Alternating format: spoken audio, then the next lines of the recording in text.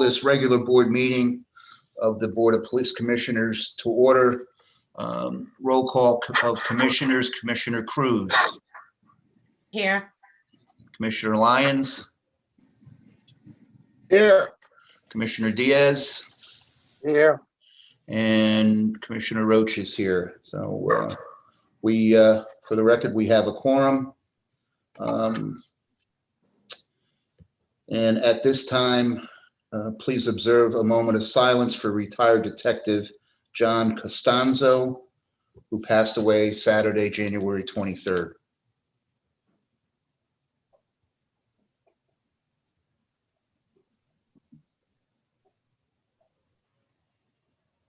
Thank you. Also at this time, please observe a moment of silence for retired Sergeant Joseph. And Lieutenant, can you help me with the last name? Sure, that's Hayducky.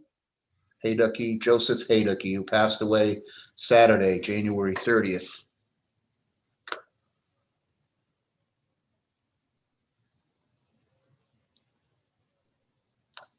May they both rest in peace. Thank you. Next item is the acceptance of the minutes of the regular board meeting held on January 29th. I'm sorry, January 19th.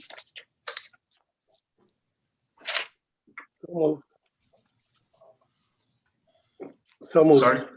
So moved. Oh, it's been moved to accept from Commissioner Diaz. Is there a second? Second. It's been seconded. All those in favor? Aye. Any opposed? The minutes are accepted. On to reports. We'll start with the Chief of Police. Good evening, Chief. The floor is yours. Thank you so much. Dan, remember what we were talking about earlier?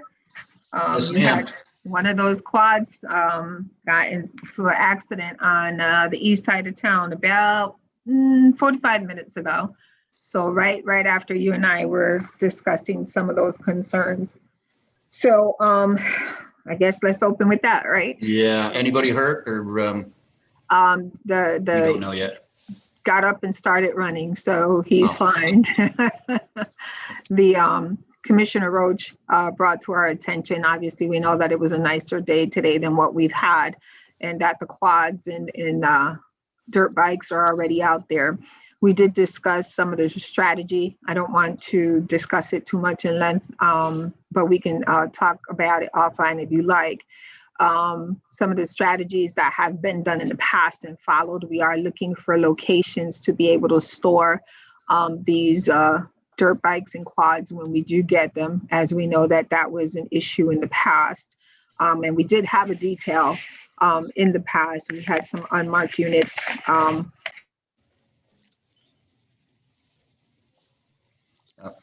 We lost you, Chief. I know, I saw that, but confiscating the bikes and then, like I said, that became an issue for storage, et cetera. But we are looking at different areas or a venue to be able to do that where they're not going to be retrieved illegally, if you know what I'm saying. So we are going to be working on it. I'll bring it up at the command staff meeting tomorrow. We have our command staff meetings on Wednesdays at 10 o'clock. And we'll discuss that in further detail. So one of the things that of importance that I thought is important to discuss this evening is the different crime strategies that we have in place to curtail crime. If you look at some of our stats for the month, it shows that we have had a decline in the violent crimes except for robberies. One of the things that we have been doing is we have what's called the strategic enforcement detail that we're putting out on the weekends. We pick 2 out of 3 nights a weekend, reflecting on the hours of what we're seeing happening. Let's say if there's robberies, if there's shots fired, et cetera. Usually it's on the 4 to 12 shift. And we focus on what's called the hotspot areas and have officers doing some type of enforcement in those areas in order to try to curtail the crime. We've also had weekly partnerships and intel meetings. So that happens not only at our Project Longevity meetings where we share with our partners probation, adult and juvenile probation, our federal task forces, our gang task forces, our AUSAs around there, and everybody does information sharing and discuss certain cases that can be adopted by our federal partners. That has been very successful. We are looking at, Project Longevity is looking at hosting a juvenile call-in, which is not the usual, but we know that some of the concerns we're having are with the juveniles, and we're trying to curtail some of the crimes that they have been involved in and some of the concerns that they may be facing, to be able to try to offer them options and resources, right? Because we don't always want to sit there and just put them through a system. We want to be able to effectuate positive changes within their lives and see what we can offer for their families, for them and their families as well. So that's part of what Project Longevity does. And we are taking a big focus on the juveniles within our communities. Even with seeing what just happened this weekend out in Fairfield, I think it's even more important to keep trying to focus on the juveniles and trying to aid them in having other options and resources available to them. We also have, during those meetings, our State's Attorney Corradino and Bob Sadie, they join us as well. So it is a very good info sharing. The community, the SROs are part of that. Sergeant Collazo joins in on that as well. And like I said, it's a very good information technique and a resource technique as well. So one of the things we also do is on a weekly basis, as I mentioned earlier, we have command staff meetings, which are the commanders of the department, if they're working, if they're on duty that day, they come together. We come together at 10 o'clock via Zoom to discuss our patterns, clusters, and trends for crime that we may be seeing in the area, where to refocus our attention.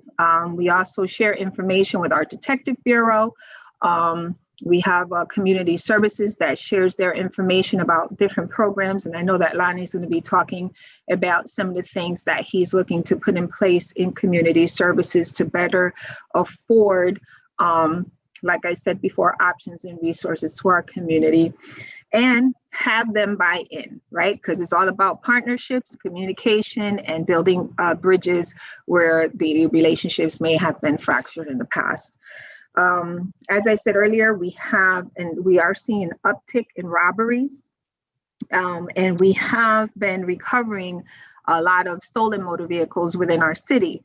A lot of the motor vehicles that are being recovered are from outside areas that they're coming and they're being dumped in Bridgeport after they're being used for whatever resources or crimes that they're involved in.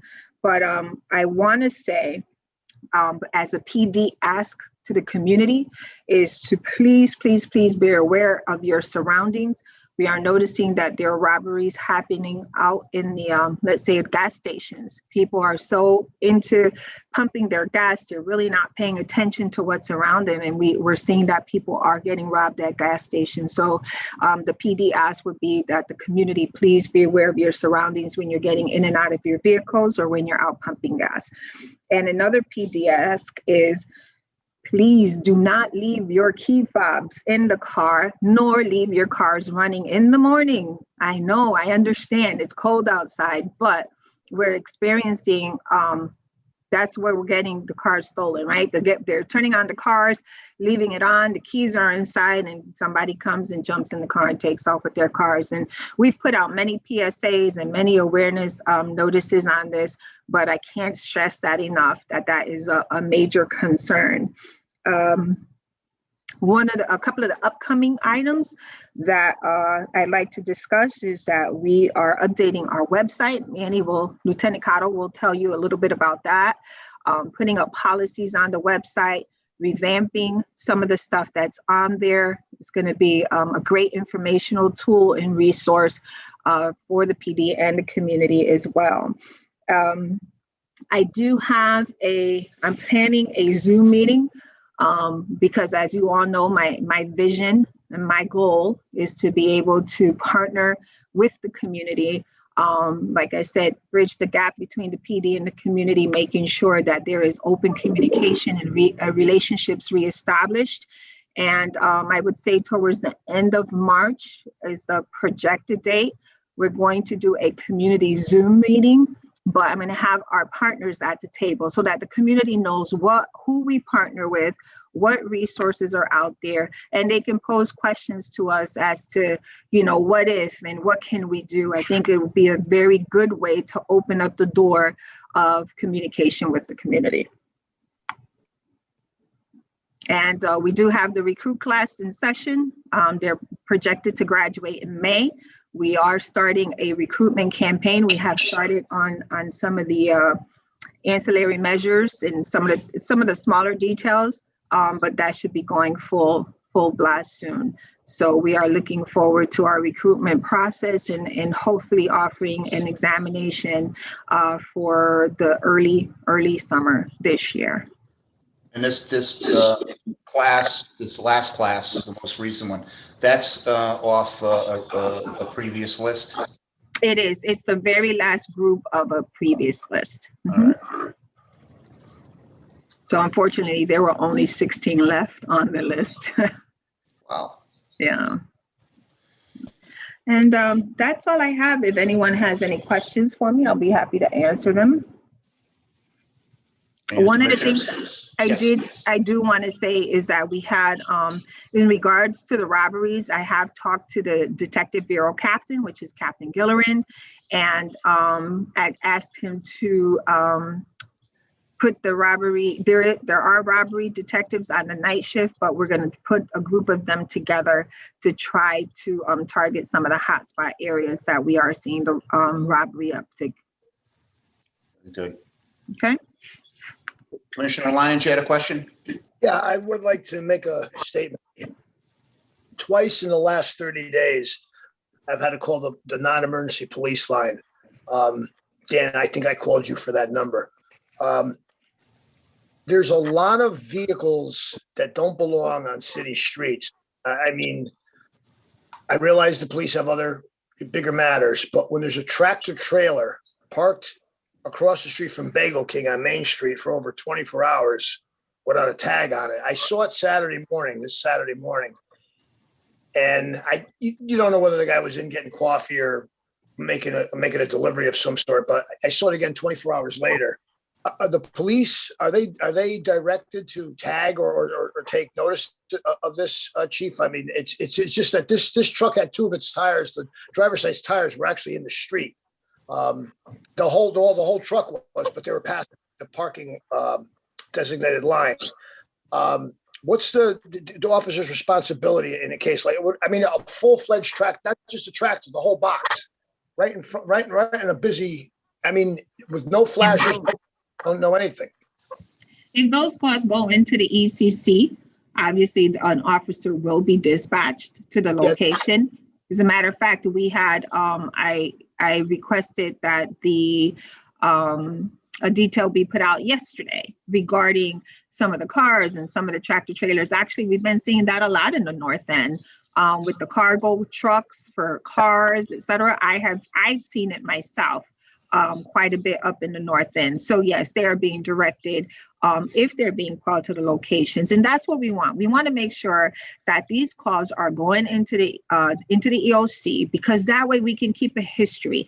It's not just the officer going from one call to the other and trying to get back to that truck, right, when they have an opportunity. So yes, yesterday we even had, like I said, I directed our traffic division, and I know the SROs were not in school yesterday because the schools were closed, but we asked that they assist even on some of the snow emergency streets where we've had a huge issue with people not moving their vehicles and making it very difficult for cars to get through, understanding that we are expecting more snow. So yes, they are being directed, but I have asked that the calls be made into the EOC so we can have a history of the locations.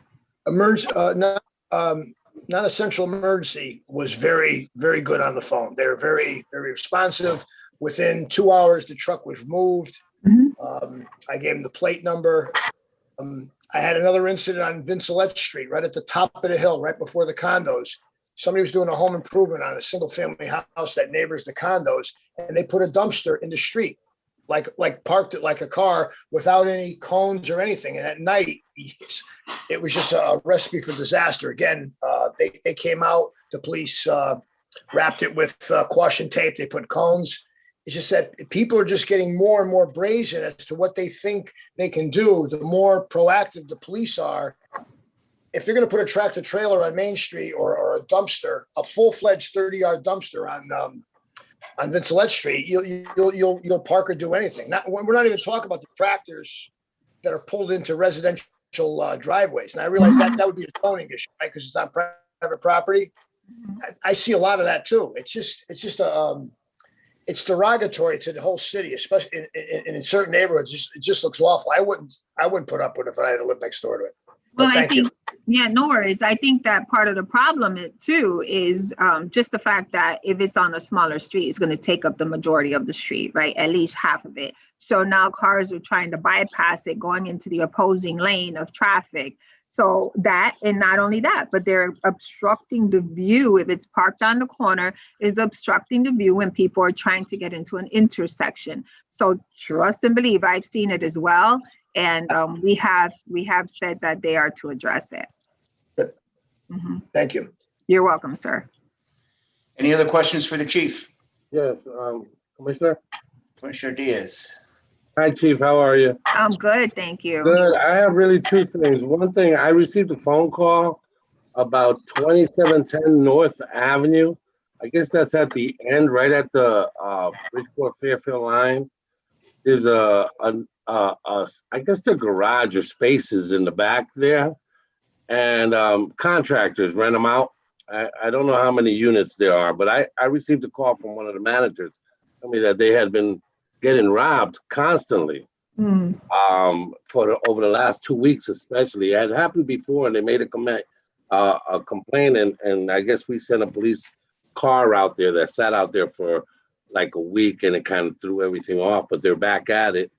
I have some information I'll give to Lieutenant O'Donnell tomorrow, if you like, which is the contact's name, I guess, and it's 2710 North Avenue. It's right on the line. It's across from Mountain Grove Cemetery over there, and the units are in the back. I guess it's kind of dark. It falls on the line, so I explained to him that a lot of times because it falls right on the line, maybe Fairfield may be watching at times that Bridgeport is watching it, just getting off. They're not catching it at the same time or not doing it, whatever it is. So if we can have somebody take a look at that, I'd appreciate it. It's just Do you know what the time frame is, Mr. Diaz? And Deputy Chief Baraja is on this call. He oversees the Investigative Services Division, which is the Detective Bureau. That's one of his areas. So I see him taking I notes. actually have information. I can contact him tomorrow, so I'll make sure to send him a text. That's great.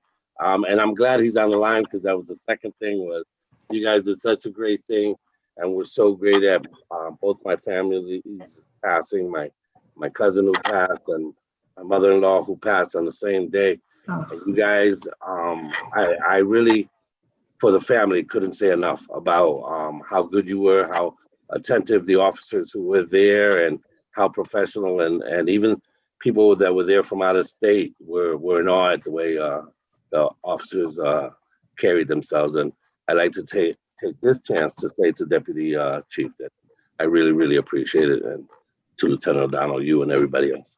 Thank you, sir. Thank you for that. We appreciate it. Thank you. No, I appreciate it. We appreciate it. Unless there's anything else for the chief? Okay. Chief, thank you very much. Thank you. Appreciate that, and I will look into that storage issue that we have, and get back to you as soon as I can come up with something. That would be wonderful. Thank you Yes. so much. Okay, thank you. Thank you. Okay, next item on the agenda is the union report. We have Brad Seeley is with us. Good evening. Good evening, Commissioners. How are you this evening? All right, thanks. But how are you, Brad? Doing great, doing great. Great. First of all, thank you for, honoring those officers who have gone on before us. Again, a lot of us officers who are still here, we didn't know some of these officers, but it means a lot to their families and their loved ones to take the time to honor and respect the service that they gave and committed to the city of Bridgeport. I really don't have a lot this evening. I am going to respectfully request a special meeting at a later date to be held in executive session pertaining to personnel matters, specifically on tonight's agenda, specifically regarding item 5C listed as an addendum. The union recently sent a demand to bargain that until last Friday was not answered. There's been no communication with labor and or management regarding this matter. The union feels that there are labor violations that exist. I certainly understand management's, view on certain matters with this. However, it has not been discussed and or pre-approved by the union. As of today, I will tell you that there was a matter regarding this specific matter that was brought to my attention and how the city is handling the current way things are done within the city. And I guess I'm just here to request a special meeting to be held in executive session regarding 5C due to the sensitive nature that I would say possibly include HIPAA violations and violations of officers' privacy. I represent 355 officers that, I am their voice tonight. And so, all I can tell you is that I would request that the commissioners allow us to speak to this item before voting on this matter. So Brad, you're gonna, I'm assuming you're requesting the board to table this. Yes, sir. And you're asking for, or specifically an executive session, which we can't do via Zoom. We can only go in executive session when we have, when we meet in person. So I will ask Lieutenant Cotto, I know we're going over things, but when the matter comes up, if there is how time sensitive it is, and if the in a position that hopefully in a position that we can address your concerns as well. Thank you, commissioners. I Fair enough? appreciate it. Okay. That's it. That's all I have. Thank you. Okay. You want to stay on the? Are you going to be staying on the meeting? Or Yes, sir. we can or we can go if the commissioners don't mind. We can go to 5C right now and have a brief discussion. Maybe it's appropriate, Lieutenant Cotto. Would there be an issue, or whatever your thoughts are on this? But would it be an issue for this item to be tabled for the union to have a better look, or is this something that needs to get moved right away? So I could tell you that this policy is time sensitive due to the fact that there's 4 months left in the fiscal year. And we did dedicate money. The issue at hand is the steroid testing mandates from the Connecticut police reforms that are updating our drug and alcohol testing policy. If the matter is tabled and not approved tonight, I'm only going to request that we have an emergency meeting ASAP. If we wait another month, that leaves the sick and injured manager only 3 months to spend a certain amount of money as most of you are aware, if we don't use it, then we're going to lose it. And it's going to present some problems in next year's budget. Okay. I can tell you right now that they're already asking for 10, 20% reduction in fiscal year 22's budget. I do the budget for the department, so I am intimately aware of our budget concerns for next year. So we do have some money dedicated to this. Waiting another month is going to stress. Here's what I'm gonna suggest. That starting tomorrow, between yourself and the union, if you can get that dialogue going and see if there's anything that could be worked out and brought back to us. If it's a question of setting up a on-site meeting some point within the next week or two, and I'm sure we can do that. But if the union and yourself and anybody else from the department who needs to be involved, if there's an agreement that can be that accommodates everybody, let's work to that. And once we have that, hopefully we'll have that for next week, we can call a special meeting, and I'm sure we can get a quorum of commissioners to move it along. Yeah, Commissioner, I want to bring to your attention that the union president's meeting isn't going to be with me. It has to be with the chief of police and labor relations. I have no authority to negotiate or bargain or anything with union contracts. So this conversation has to be with the chief of police and labor relations. I can say that I spoke to the union president yesterday. I did answer his concerns, and I thought we were on the same page. If not, I would have never brought this topic up for consideration for approval without the union being on board. So I'm as confused as you guys are. Chief, thanks for staying with us. Do you would you like to comment on this? Yes, we have actually been trying to work on that concern, that policy. It is a state mandate. It is part of the police accountability bill. So we don't have too much wiggle room with that policy itself. But I'm always willing to sit at the table with the union, as I have in the past, and labor. So if Brad wants to set something up, obviously I will make myself available. Okay. Thank you. Brad? I'm agreeable to that. I think that there's one issue for about a week. I think the labor attorney is away for 1 week, and I just found that out either late Friday or early Monday morning. So that's the issue. So it'll be about a week unless he can get on a Zoom from his vacation. So first thing tomorrow, you're gonna try to reach out to him. I'm sure he's got to be accessible even though he's away. Apologize for interrupting his vacation, but the earliest he can get on. If we're going to table this tonight, we're going to need to be ready to vote on something a week from now. And as a matter of fact, I think before we leave that meeting.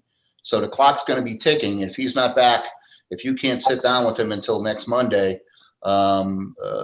make sure it happens Monday, because chances are we're going to be trying to move this thing later next week. I could certainly send the labor relations director an email and try to get that done as soon as possible. Thank you, All right. commissioners. Keep us posted. Unless anybody else has any comments, members of the commission or members of the department. Commissioner, I'm going to suggest we go out of order. Commissioner Rhodes, Yes. I just had a question. So I know Lieutenant Cotto is here and Sergeant Siegel's here. Is the whole thing something you want to get rid of, Brad, or is there just one thing on there that No, needs to be addressed? And is this something that we should table the entire thing, or can you explain what's going on and then you could do your objection so we're not coming back blind to this whole thing at some other date or time? yeah, I believe that this can all be worked out through conversations. There were conversations with labor that apparently didn't get to me. when I did speak to Lieutenant Cotto, as he stated, he told me that I was supposed to be notified by labor, and I was not. I was not notified until Friday. Again, there are other issues to discuss, issues regarding bargaining that I found out today, that I believe are very detrimental to our members if not worked out with labor as soon as possible. So we have every intent to get this done as soon as possible.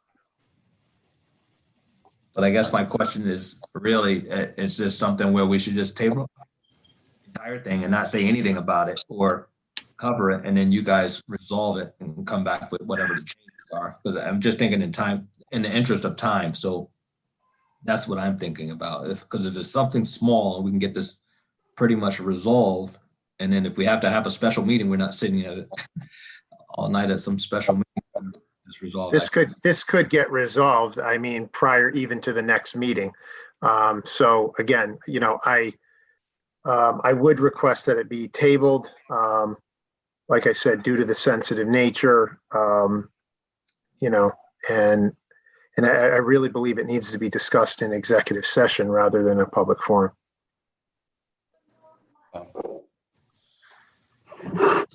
We're going to go out of order and go to under old business 5C, which is an addendum, the request from Lieutenant Cotto to review and approval of policy and procedure general order 4.06. And at this time, I will ask for a motion to table. So moved. It's been moved. Is there a second?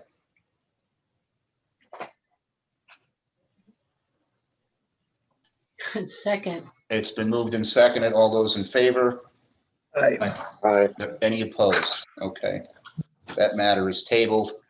And Brad, we expect you to do what you can on your end to keep this moving. And Lieutenant Cotto, if it's a matter of 10 days or 2 weeks, is that something that you can work with, right? Yeah, I mean, That's perfect then.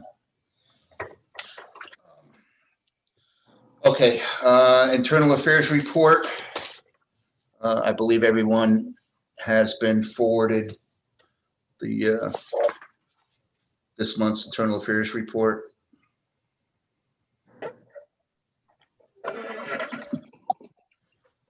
I have a question regarding the internal affairs report. Is this the way we're going to be receiving from now? We're never hearing from, Until, well, the internal affairs report requires us to go in executive session. So until we meet in person, I guess the answer is yes. okay. Thank you. Okay.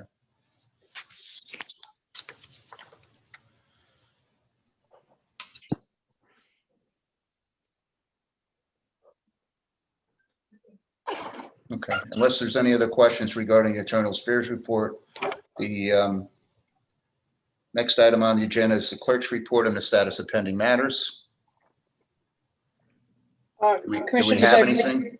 Yep, just one item. I'm waiting to hear from labor regarding the attorney that will represent the pending discipline cases that I'd like to move forward with in March and April. So I'm just waiting to hear from Eric Amato, and I'd like to get some dates on the calendar for March and April. Very good. And Can- that's all I have, Commissioners. Okay. All right, moving on, special reports, excuse me. We have one item under new business, and that is Captain Lonnie Blackwell addressing the board with an update regarding the Community Services Division. Captain, thank you very much for being with us this evening, and the floor is yours. Commissioner, thank you for the invite. It's an honor to address the board tonight. I just want to go over some of the initiatives that we have ongoing as part of my new command at Community Services. First and foremost, we have a new project called Project Lifesaver. And this project provides a response to help locate adults and children with cognitive issues. The success rate is 100%, and there's been 3,600 successful rescues and locations.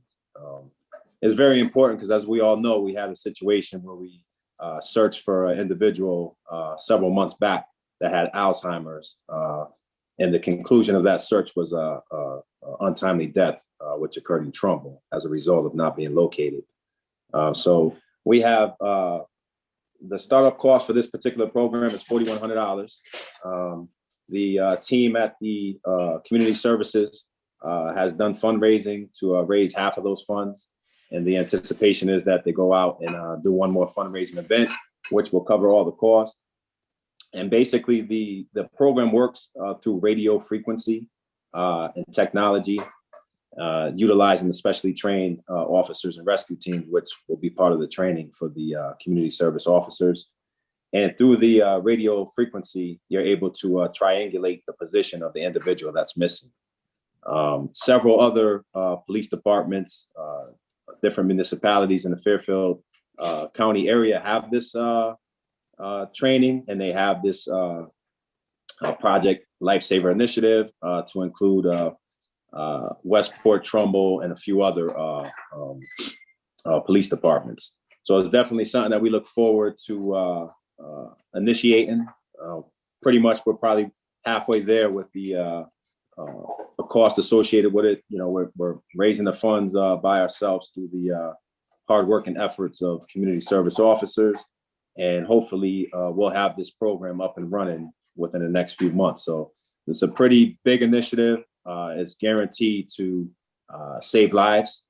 And like I said, the success rate is 100%, and there's been 3,600 successful locations of individuals with cognitive issues, albeit children and adults, anything from Alzheimer's to other challenged individuals. So that's one of the initiatives that we have going at the community services. We're also starting a information session with city council members, which is going to be a monthly meeting. It's going to be coordinated by Officer Carmel from Community Services. And the reality is we want to know from the constituents of the city council people, the members, of what's really going on in their neighborhoods. And one of the ideas that I'm bringing to Community Services is, instead of, I think Commissioner Lyons touched on a topic about abandoned vehicles. I have 2 officers going out tomorrow morning at 5 a.m. to address concerns on the east side for abandoned vehicles. And we're going to personalize the response to these quality of life issues. So we're going to make Community Services the epicenter of situations that need to be corrected. Oftentimes, you know, my past experience for the last 2 years, I've been commander in a patrol division. You're dealing with a different officer. Officer can be on overtime. You're dealing with different shifts, different supervisors. And based on the quality of life issues, we think it's imperative that the Community Services Division become that baseline for complaints about quality of life. So we're also taking up an initiative to do community service block cleanup initiative, which is going to be going out and identifying areas of concern. And again, we've already started on the east side of Bridgeport as well. I have a history with helping out clean up the area of East Main and Arctic Street as a patrol commander. So we're going to go out and make sure that we can collaborate with Public Works and other entities within the city to help the constituents and their needs out within the city. Another thing that we also have going is a new initiative called Kids in Crisis. And Kids in Crisis is basically a 24-hour hotline that helps kids obviously from infancy to age 17.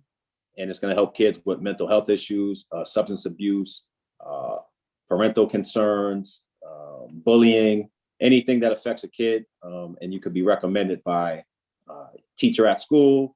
Obviously, we're doing the lineup trainings now within the patrol division to make sure that our officers are equipped with this new resource. And the feedback we're getting now is that the program is effective. Sergeant Campbell keeps up with the representative from Kids in Crisis, and they're encouraged that we're taking the lead in providing this resource to the Bridgeport Police Department officers. There's several initiatives. I know time is of the essence, so I'll cut it down a little bit. We just applied for a grant in conjunction with Hall Neighborhood House, and we're trying to initiate what we call a youth academy. So we're trying to focus on individuals in high school age, approximately 13 to 19 years old, and provide them with the educational value of policing the law, tips on what to do when stopped by the police, and just just life skills, just trying to help the individuals as mentors. And like the chief referred to earlier, one of the core goals of community services is going to be obviously to bridge the gap between the community and the police officers, so that they view us as a legitimate force, and we're all on the same page with the communication, both internally and externally. Another idea that we just discussed within the last couple of days, myself and Sergeant Campbell, we're also going to initiate a monthly food pantry out of community services.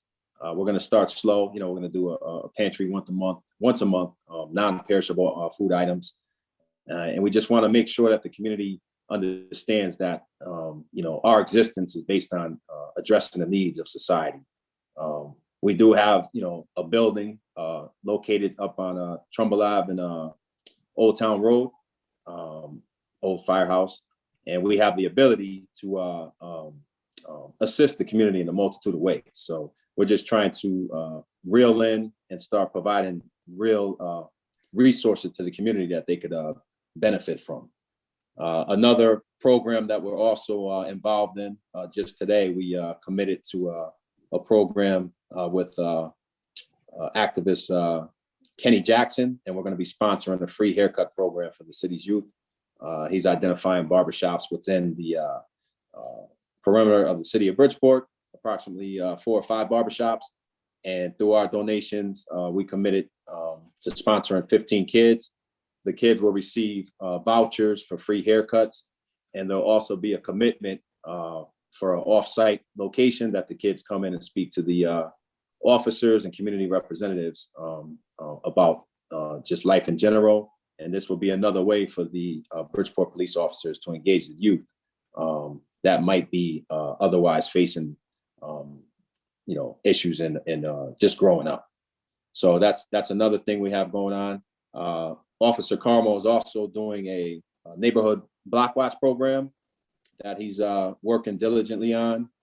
He's identifying neighborhoods that are interested through the city council members, and that appears to be effectively working.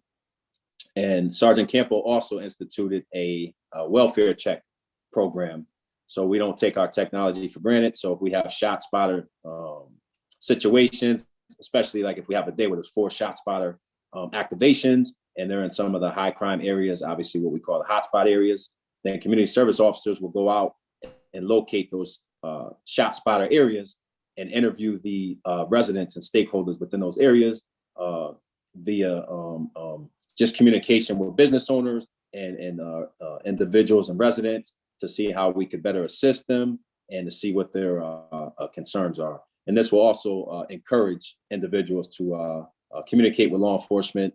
And we also offer the tip line in case anybody wants to provide any type of intelligence that might assist us in solving any crimes. So for community services portion, that's pretty much it. We have a lot of training initiatives going on. We're cross-training and fingerprinting at 300 Congress Street, in the hopes down the road that community services can offer fingerprinting to the stakeholders within the city of Bridgeport on a more continuous basis, as opposed to a limited schedule we have now. As far as the school resource officers that also fall under my purview, we're also involved in a statewide meetings with the state legislators in a meetings called RED meetings that deal with the racial ethnic diversity of school-age children. As you know, there's been a big push from the government and some state legislators to eliminate the role of SROs. And it's a good opportunity for the city of Bridgeport to present our Safe Corridor program which is basically the SROs are not actually located in the schools, but they patrol the areas within the location of the schools, all the streets that run parallel to these locations.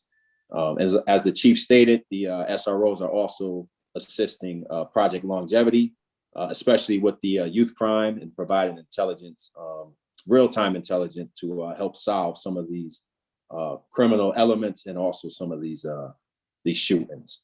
The SROs have been notified that we're going to expand our area of operation, and it's going to include also quality of life issues. So we're not just going to patrol the Safe Corridor program just to be reactive. We're going to actually be proactive. We're going to identify abandoned motor vehicles, situations of littering where we have to collaborate with Public Works, and we're also going to start utilizing the LPRs, which are obviously called license plate readers, and this will help to identify any crime trends as well, as far as the SROs go.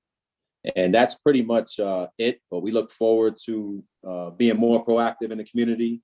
Like I said, the officers will be out tomorrow morning at 5 a.m. to address a concern for City Council member Maria Valle, and it would just be a lot more consistency, providing that we have smaller groups of individuals that are dealing with the criminal element and the quality of life element for certain situations. Absent that, then we have pretty much the same complaint coming in periodically. So we're going to try to put an end to that. And to Commissioner Lyons' point, as far as the tractor trailers being parked over 24 hours, all of those quality of life issues, we're going to try to start resolving those on a more continuous basis through community services. And again, Commissioner Roach, I'd like to thank you for the opportunity to address the Board of Police Commissioners. Thank you, Captain. Thank you. Thanks, Captain. Lonnie, I'd like to, tomorrow during our ComStat, I had a meeting with RNP today, and they want to offer social workers as part of a program. And I'm thinking, considering everything that you guys are doing and trying to implement and further over at Community Services, I think you guys can benefit from having a social worker with you guys when you're doing follow-ups like we used to do back in the day with CDCP. So we can talk further about that, but I think that would be a great resource for you guys. All right, Chief, sounds like a great idea. Awesome.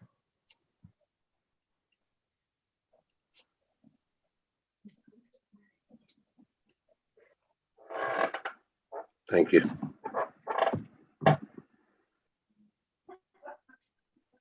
Dan, you're on mute, Dan. Oh, we did that. Jeez, I'm sorry. Next item is 5A, Lieutenant Cato, request to review and approve policy and procedure that was. Before we move on, can I just make a comment regarding everything that Captain Blackwell just said? That was a mouthful. He just expressed an entire slew of great initiatives, and I just wanted to thank you. I think it's a great idea. We look forward to you reporting and maybe sharing with us the progress as they develop in all those areas. And just keep in mind, when you talk about littering on the east side, it's not just the east side. It is the north end as well. I walk around the north end and it's starting to look really, really trashy.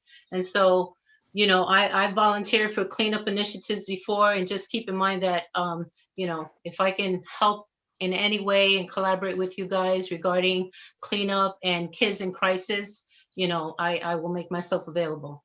But look forward to working with you. And thank you for all you're doing. Thank you, Commissioner. You're welcome. And I agree with Commissioner Cruz, and I offer the same.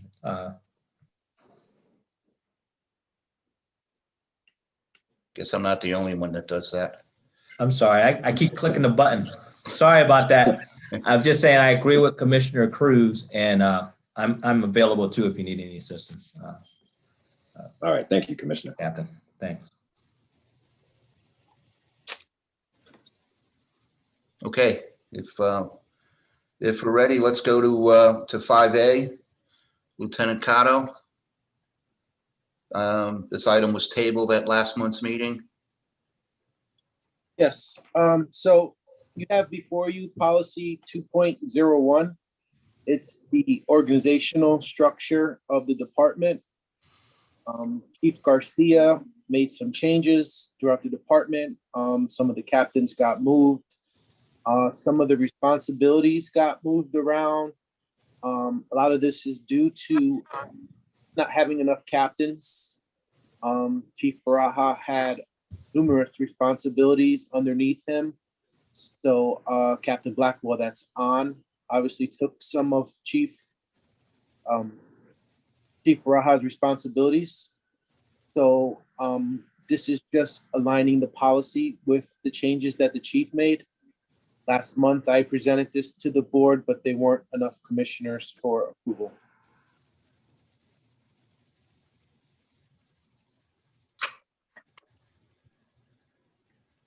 And I'm sorry, you're saying there wasn't enough commissioners for approval. Does that mean it was voted on, but didn't pass? The item got tabled at the meeting. It got tabled, okay. And I apologize, I wasn't able to attend January's meeting, Commissioner Farrow. Do you recall, were there any issues with this as far as any questions left unanswered, or? It wasn't a matter of whether there were necessarily any issues per se. I guess the bigger concern was there was controversy around this particular policy for whatever reason, and I'm glad the chief is present, because I don't think the chief was present when we went through this last month.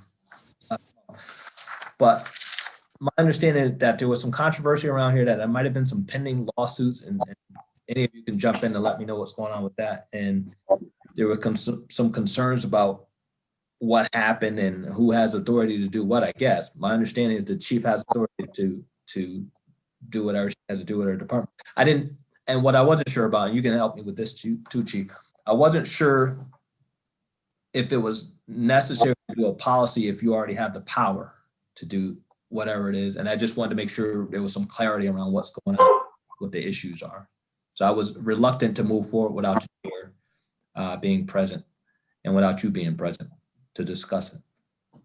And if I may add to that, I think that one of the issues that we talked about was Lieutenant Cotto made it very clear that some of the assignments were moved around as a result of the gap. And you wanted to kind of fill in those gaps. And so Commissioner Farrow, you expressed that I'm sure there was some hesitation or objections to those transfers or, assignments, new assignments.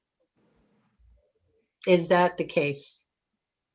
There's more than hesitation, right? But go ahead. I'm sorry. Go ahead, Chief. I'm sorry. I didn't mean to interrupt you. So there is no pending litigation on the actual moving. I just want to make it clear that it wasn't all of them were moved. Currently, we have 5 captains in the police department.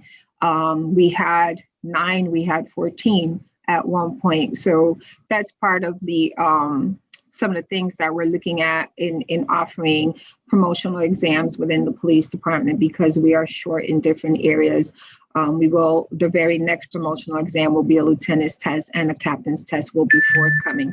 So there is no litigation on as of yet. The injunction was removed, and at this point, there is nothing pending on the organizational chart regarding litigation. Just the assistant chief's position. Thanks, Chief. Mm-hmm.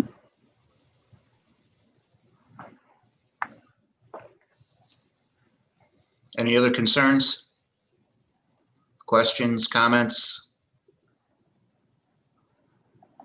Is the board ready to act on this?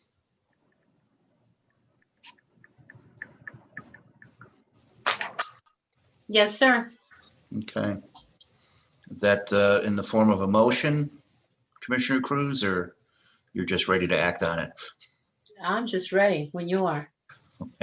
I'll entertain a motion to, whatever the board's pleasure is, either to approve or not approve. So I make a motion to approve policy 2.01 Thank you. regarding organizational structure. There's a motion to approve by Commissioner Cruz. Is there a second? I second. It's been seconded by Commissioner Diaz. All those in favor? Aye. Are there any opposed? Okay, I believe the motion carried unanimously. The next item is a request from Lieutenant Cotto for review and approval of 2 departmental awards, Medal of Merit and Police Meritorious Medal. You're back on, Lieutenant Cotto. Okay, I have actually 3, but I'm gonna go in the order that you guys have them. The first one you have in front of you is Officer John Perry.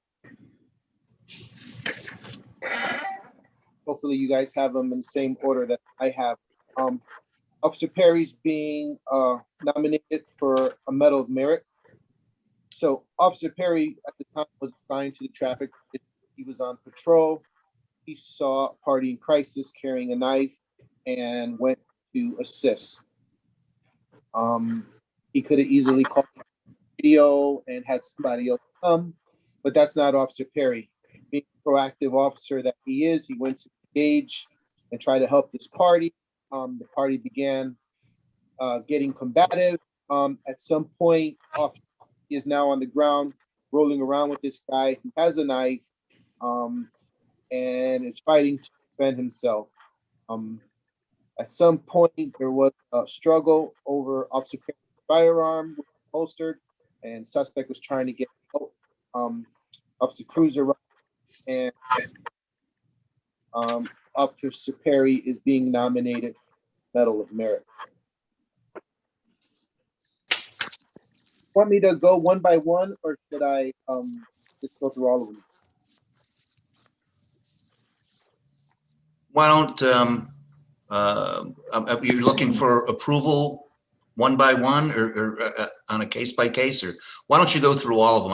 And if any of the commissioners feel the award isn't warranted for whatever reason, can speak up. Okay, But if you can give us just, a quick overview of each one, that'd be great. sure. So Officer Luis Ortiz and Officer Richard Jimenez, they were assigned to our Blue 14, west side of Bridgeport, which encompasses the area of PT Barnum and some of Black. While assigned to a busy police car on the second, they were able to get 10 firearms calendar year.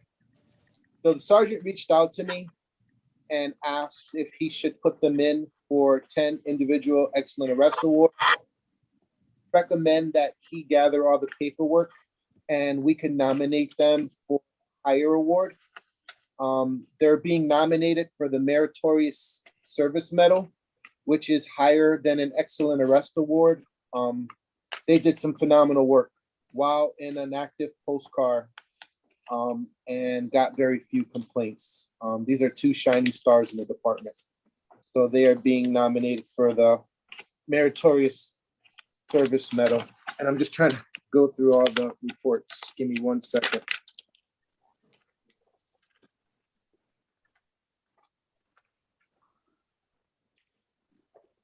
Okay. The next one is Officer Angel Vasquez. He's being nominated once again for the Meritorious Service Medal. And I was actually present during this incident. We were on a call on the east side during the summer. It was one of those 100-degree days. There was a party in crisis holding about a 7-inch butcher knife to her throat, and she didn't have any clothes on. She weighed about 350 pounds, and she wanted to harm herself. She did not want to speak to me. She did not want to speak to anybody present. I have crisis intervention training, and I tried my best to de-escalate her, but the only person she wanted to speak to was Officer Vasquez. So I called Officer Vasquez. He was off duty, in another town. He dropped everything he was doing. He came to the scene. He responded. He spoke to the female. He helped her. He gave her $20 out of his pocket to retrieve the knife and successfully walked her out. I spoke to the chief at the time to give him a day off for his excellent police work, and Officer Vasquez refused it. I offered to reimburse Officer Vasquez the $20 that he spent out of his pocket to retrieve the knife, and he refused it. This just goes to his honor and his integrity. This was a phenomenal job, and maybe we can use this as a training thing with the body cams, but he's being nominated for the Police Meritorious Medal. Okay, the next one is, this is a group incident. You guys remember, it was a year ago, 2 years ago, there was a attempted suicide on the bridge. Officer Neary is a crisis intervention officer. He was present on scene with Officer Meade, Officer Caldwell, and Officer Knapp and Officer Baez. The party on the bridge obviously wanted to commit suicide. So Sergeant Neary was successfully able to use Officer Baez to get a rapport with this guy. This guy only spoke Spanish. And they successfully talked him from not only jumping off the bridge, but coming down and submitting to police without any use of force or any harm to the officers. So these officers are being nominated for the Meritorious Service Medal. And the last one is, this is another group one. This is Sergeant DeBarros, Officer Segrin, Officer Bonds, Officer Israel Colon, Officer Alexis Santana, Officer Juan Baez again, and Officer Asik. Sergeant DeBarros put these officers in here, but he did not put himself in. So to speak to Sergeant DeBarros and his integrity, this was a call on Trumbull Avenue. Once again, another person in crisis with a knife threatening to harm people. The officers on scene were trying to interact with this party, and the way these things kind of work out, they kind of gravitate and have a rapport with a certain person.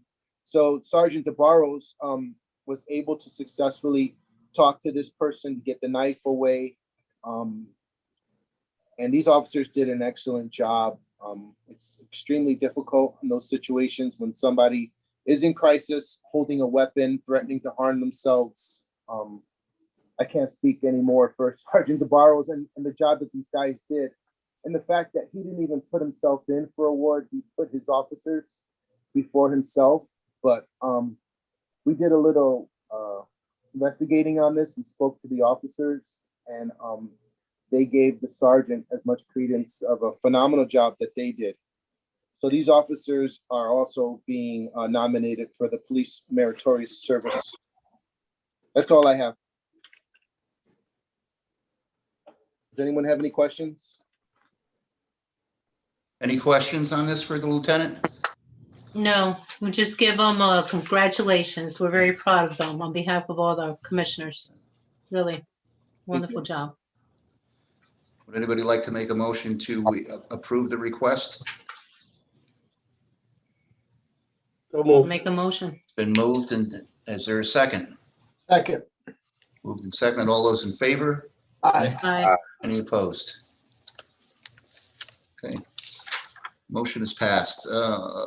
Items 7, letters of appreciation. We have none on file for this month. We have a widow's pension under 8. And I'm sorry, Lieutenant, please help me with the last name again. It's Mrs. Patricia Yep. Hey, Ducky. Ducky to receive a widow's pension effective immediately. All the paperwork is in order? Yes, it is, commissioners. Okay. Entertain a motion to approve the request for the widow's pension. So moved. It's been moved by Commissioner Diaz. Is there a second? Second. It's been seconded by Commissioner Farrell. All those in favor? Aye. Any opposed? Okay, thank you. Traffic matters, 9A, we have a request of the city engineer's office to approve the following traffic request. This is actually a request that will be heading to the state. There's been several incidents of accidents on State Street and West Avenue. And what's being requested out of the mayor's office is a traffic light at that location. State Street being a state road, this gets referred to the State Department of Transportation. So we just need to approve that to be sent where it needs to go. So entertain a motion to approve that particular request. So moved. It's been moved by Commissioner Diaz. Is there a second? Second. Second by Commissioner. All those in favor signify by saying aye. Aye. Aye. Any opposed? Okay. That motion is passed. Item 9B, which was on last month's agenda, was a request for handicap parking sign at 157 Louisiana Avenue.